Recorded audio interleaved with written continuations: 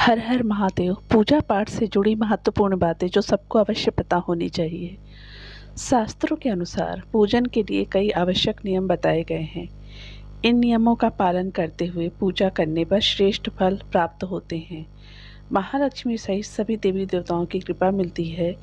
यहाँ जाने किस नियम जो कि घर के मंदिर में पूजा करते समय ध्यान रखना चाहिए।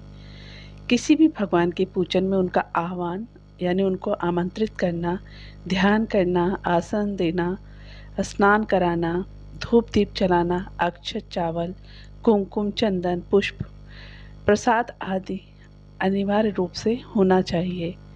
पूजन में पान का पत्ता भी रखना चाहिए। ध्यान रखें, पान के पत्ते के साथ इलायची, लौंग, गुलकंद आदि भी चढ़ाना चाहिए। पूरा बना हुआ पान चढ़ाएंगे तो श्रेष्ठ रहेगा।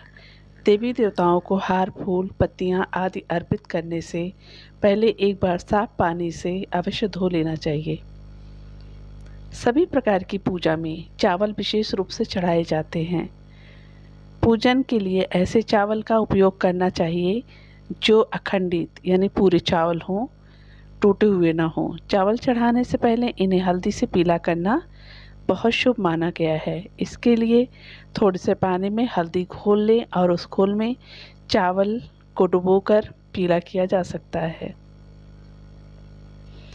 पूजन कर्म में इस बात का विशेष ध्यान रखें कि पूजा के बीच में दीपक बुझना नहीं चाहिए। ऐसा करने में पूजा का पूर्ण फल प्राप्त नहीं हो पाता है।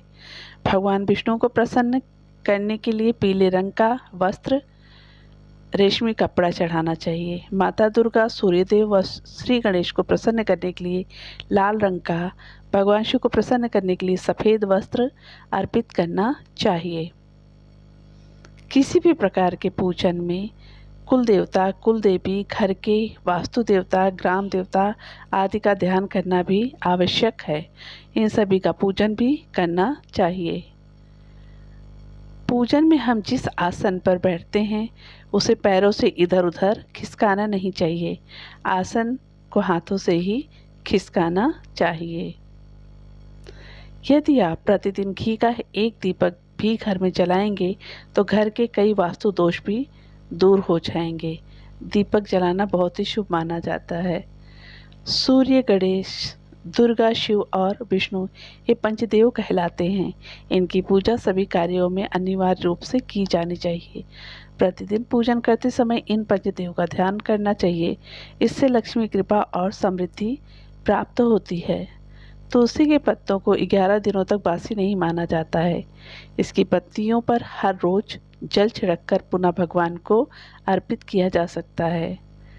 दीपक हमेशा भगवान की प्रतिमा के ठीक सामने लगाना चाहिए। कभी कभी भगवान की प्रतिमा के सामने दीपक ना जलाकर इधर उधर लगा दिया जाता है, जबकि यह सही नहीं है। घी की दीपक के लिए सफ़ेद रुई की पत्ती उपयोग किया जाना चाहिए, जबकि तेल के दीपक के लिए लाल धागे की बत्ती श्रेष्ठ बताई गई है। पूजन में कभी भी खंडित दीपक नहीं जलाना चाहिए। धार्मिक कार्यों में खंडित सामग्री शुभ नहीं मानी जाती है। शिव जी को बिल्वपत्र अवश्य चढ़ाएं और किसी भी पूजा में मनोकामना की सफलता के लिए अपनी इच्छा के अनुसार भगवान को दक्षिणा अवश्य चढ़ानी चाहिए। दान करना चाहिए। दक्षिणा अर्पित करते समय अपने दोषों को छोड़ने का संकल्प लेना चाहिए। दोषों को जल्दी से जल्दी छोड़ने पर मनोकामना अवश्य पूर्ण होगी। भगवान सूर्य को 7, गणेश की 3, विष्णु जी की 4 और शिव जी की आधी परिक्रमा करनी चाहिए। घर में या मंदिर में जब भी कोई विशेष पूजा करे तो अपने इष्ट देव के साथ ही स्वास्तिक, कलश, नवग्रह देवता, पंचलोकपाल, षोडश मातृका, सप्त मातृका का पूजन भी अनिवार्य रूप से किया जाना चाहिए। इन सभी की पूरी जानकारी किसी ब्राह्मण यानी अपने पंडित से भी प्राप्त कर सकते हैं। विशेष पूजन पंडित की मदद से ही करवाने चाहिए ताकि पूजा विधिवत हो सके। घर में पूजन स्थल के ऊपर कोई कबाड़ या भारी चीज ना रखें। भगवान शिव को हल्दी नहीं चढ़ाना चाहिए और ना ही शंख से उनको जल चढ़ाना चाहिए। शंख से जल हम विष्णु भगवान और माता लक्ष्मी को चढ़ा सकते हैं। पूजन स्थल पर पवित्रता का ध्यान रखें। चप्पल पहनकर कोई मंदिर तक नहीं जाना चाहिए। चमड़े का बेल्ट या पर्स अपने पास रखकर पूजा न करें। पूजन स्थल पर कचरा इत्यादि न जमा होने पाए। मंदिर में लगे सूखे हार फूल हटा देने चाहिए। ये सब करने से हमें पूजा का पूर्ण फल प्राप्त होगा। हर हर महादेव। श्री शिवाय नमस्तुभ्यम।